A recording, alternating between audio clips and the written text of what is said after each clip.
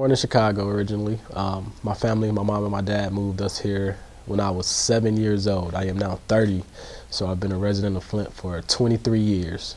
The water crisis has tremendously affected myself, my family, my community, and my church.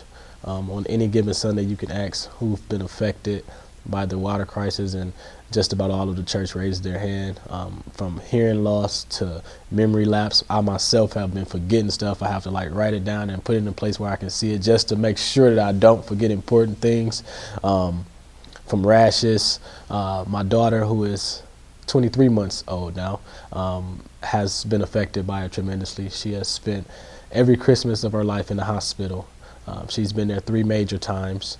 This past Christmas, she was there for 2 weeks.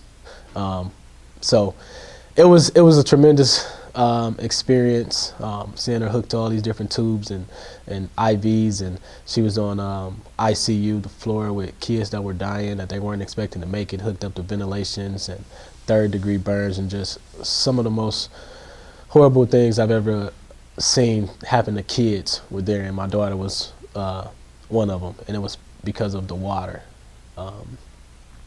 She had pneumonia and RSV, which they say is the cousin to Legionnaire's disease, which has already taken 11 lives so far, I think the count is here in Flint. So it was very serious.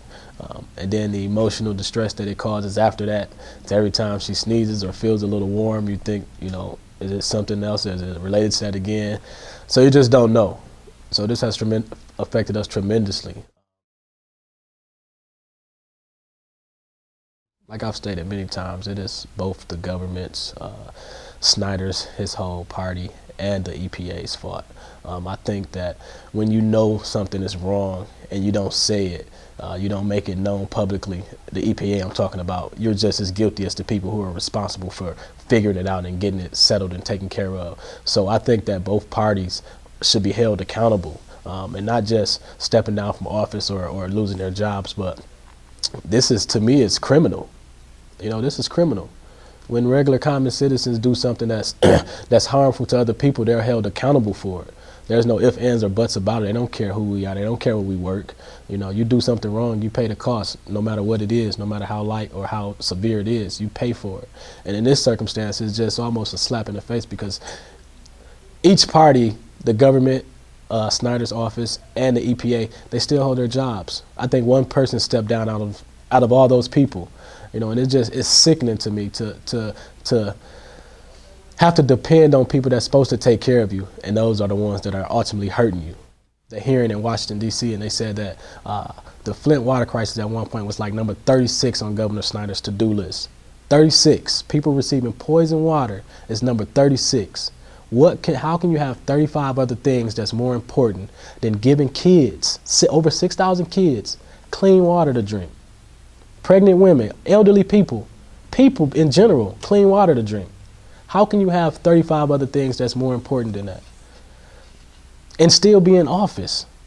That is the most hurtful thing right there, that there's nobody that's above him that can say, this is just wrong, you have to step down. I mean, I appreciate the gestures of asking him to step down, but that only goes so far.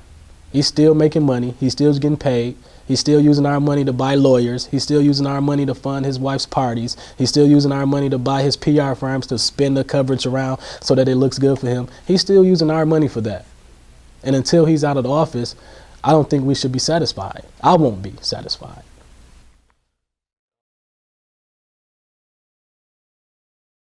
The solution is fixing the pipes. No other solution. They told us that a while ago, that the only way to fix this problem is to change the pipes. And then when they noticed and realized how much that was going to cost, they started to try to figure out other solutions. But you have already told us the only way to fix it is to change the pipes.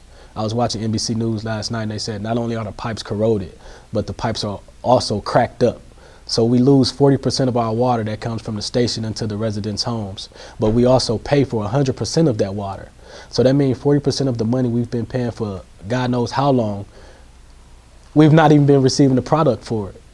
So it's so many different injustice that's going on. The only solution we have is to change the pipes. Do it the right way. Fix it the right way. That's a one-time fix. Fix it the right way. You don't have to keep worrying about patching it year after year.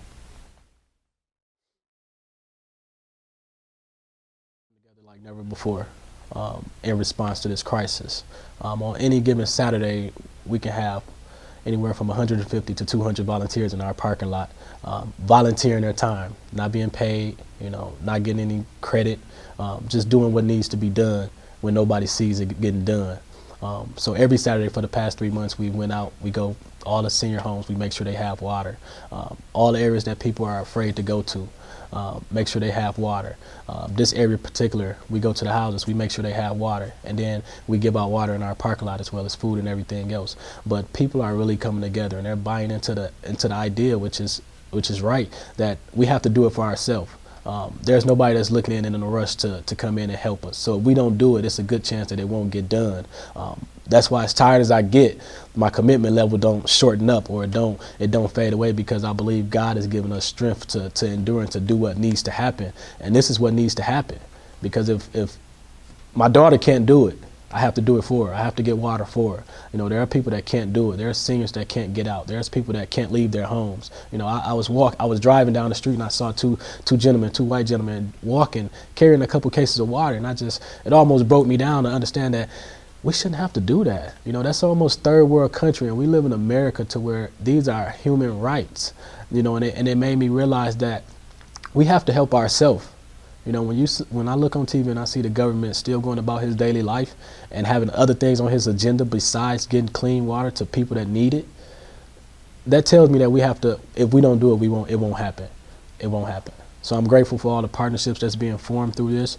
It's bringing whites and blacks back together like never before in my eyes. It's bringing God's people back together. Churches, different denominations are pulling together and not worrying about all the hoopla about what's your doctrine or what's your doctrine. No, it's bringing about there's a cause that needs to be addressed, and God is calling people, and people are responding.